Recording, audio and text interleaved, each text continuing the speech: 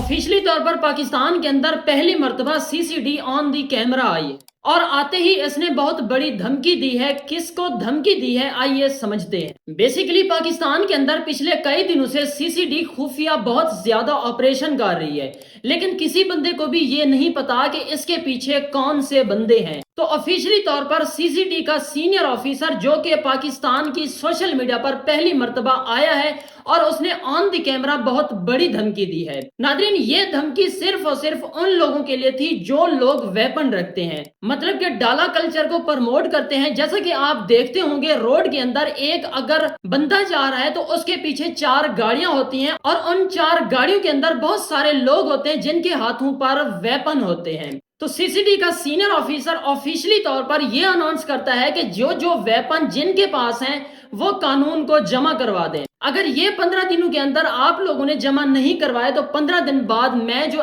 Action लूंगा वो आप लोगों के लिए बहुत ही बुरा होगा। तो ये अनाउंसमेंट सिर्फ और सिर्फ उन लोगों के लिए थी जो लोग अपने लिए डाला कल्चर प्रमोट करते हैं और इलीगल वेपन रखते हैं।